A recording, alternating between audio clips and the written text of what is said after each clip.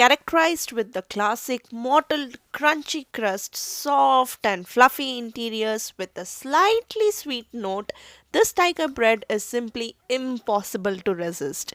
In this video, I'll be sharing the detailed instruction for making bloomer bread loaf recipe without using any bread tin, as well as the method to make it into rolls in a detailed step-by-step manner. If that interests you, then please do keep watching. So to make this tiger bread, in a bowl combine together salt, flour, sugar and yeast. Give a gentle mix, add in the oil and finally pour in the water and combine it into a dough.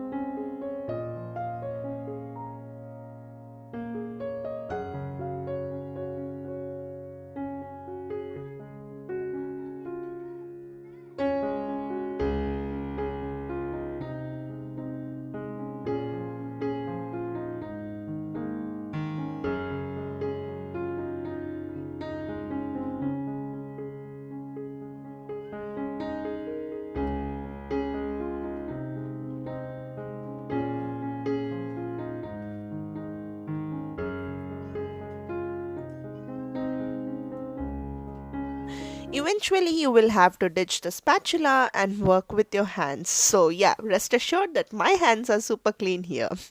Okay, so once combined, transfer it to a lightly dusted worktop and start kneading.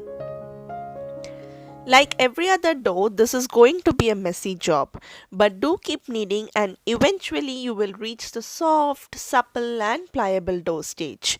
While you are kneading, what you have to note is the right way or how to knead a bread dough. So just observe it in the video. You start by pushing the dough away from you using the heels of your palms, then fold over to where you started. Turn the dough and repeat it. Since it is a sticky mass of dough, at this stage you can make use of bench scrapers here to make the job easier. Alternatively, you can also choose to knead the dough in a stand mixer. All you have to do in that case is simply dump all your ingredients in the bowl of your mixer and knead on medium-high speed for 8 minutes. But in this case, as you all can see, today we are kneading using our hands. So after about 10 minutes, you will observe that your hands are getting cleaner and the dough is also coming together. But keep kneading. Yes, you heard me right.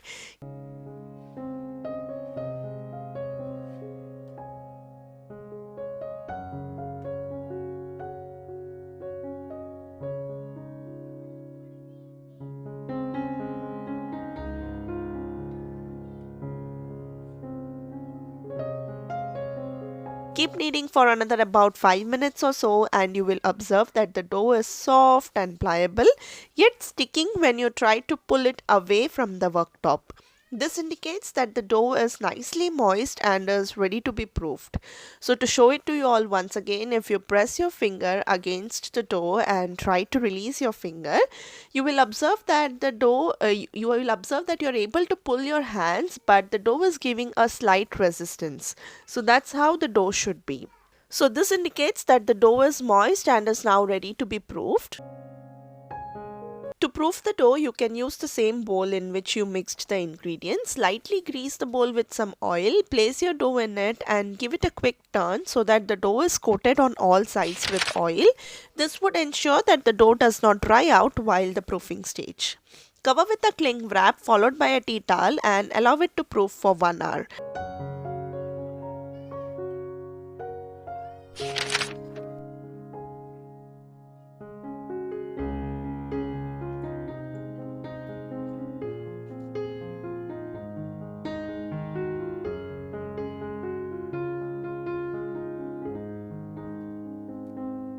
here. So after about an hour, gently degas the dough and take it out onto the worktop and divide it into 8 equal parts. Let me first share how to make the tiger bread rolls, and then I will share how to shape them into bread loaves too.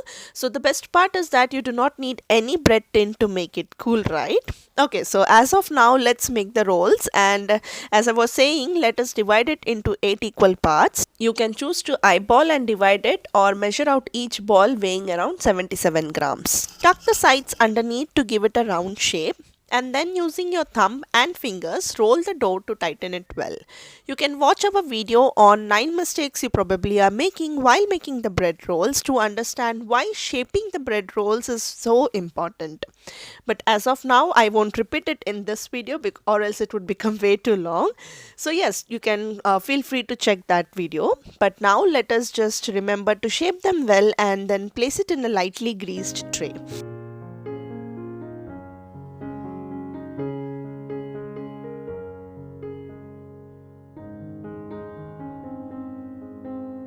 And allow it for second proofing, which is 40 minutes. However, at 20 minutes mark, you need to smear the top of the dough with the rice flour paste, which is what gives the bread its characteristic look and bold flavor. To make the paste in a bowl, combine together the rice flour, sugar, salt, yeast. The key ingredient here is sesame oil and water to a smooth paste.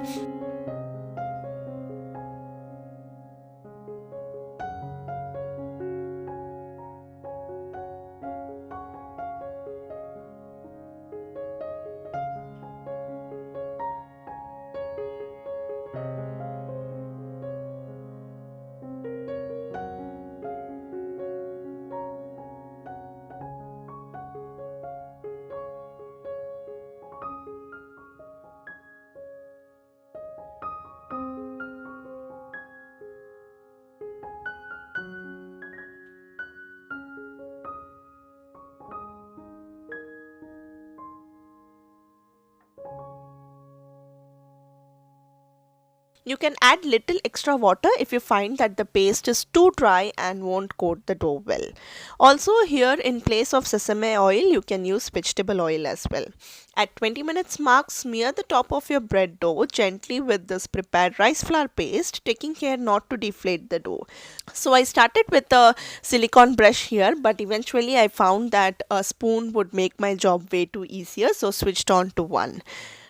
And as for the science goes here behind using rice flour paste, it is quite simple. Rice flour, being gluten free, does not expand while baking.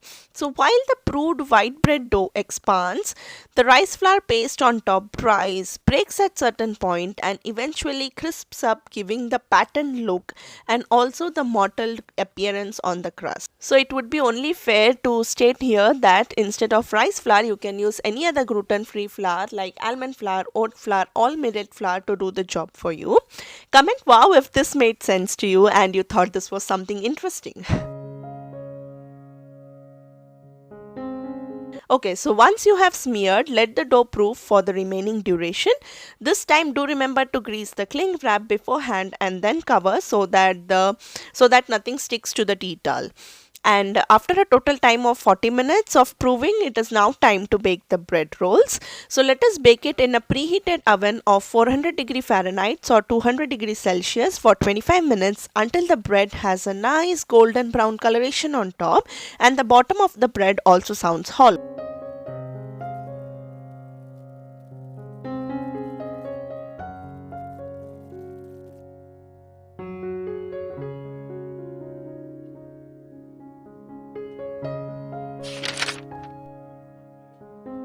Allow it to cool in the baking pan for 5 minutes and then transfer to a wire rack to cool completely.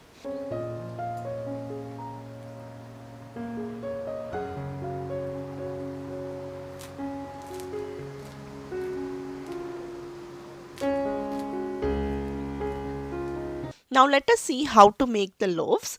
Prepare the dough like before and allow for first proofing.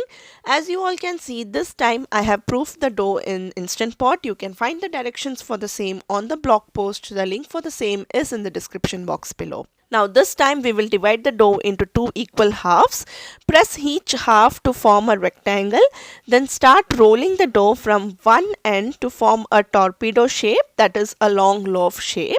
Roll it like a Swiss roll cake. I guess that would be easier for you to understand, right? Okay, so once rolled, place the loaves to proof for second proofing on slightly greased baking tray. Cover with a tea towel and allow for second and final proofing. All the steps like the time duration and then applying the rice flour paste, greasing the cling wrap, preheating the oven to 200 degrees Celsius, everything remains the same.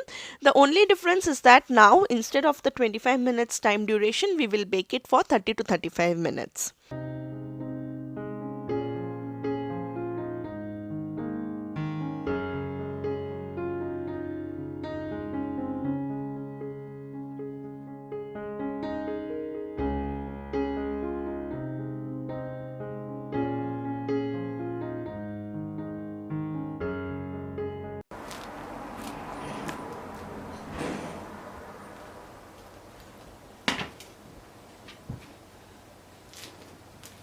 And of course the cooling instruction also remains the same. Allow it to cool in the baking pan for 5 minutes, then transfer to a wire rack to cool completely. Time to slice and enjoy. Look at that soft and fluffy interiors. This bread has a super crunchy crust and also has a slightly sweet note. Though the bread dough is a basic white bread recipe, the crunchy topping on the top makes this Dutch crunch bread stand apart totally, and I bet this is going to be a showstopper to any parties that you serve, or just to spice up or jazz up your everyday routine. Also, I wanted to point out that do remember to check the blog post for more science behind baking, storage instructions and frequently asked questions. I hope you guys enjoyed this video. If you did, then please do hit the like button and subscribe to our channel as I post new baking recipes every single week. I'll see you soon in my next one. Until then, this is Sushma signing off. Take care. Bye bye.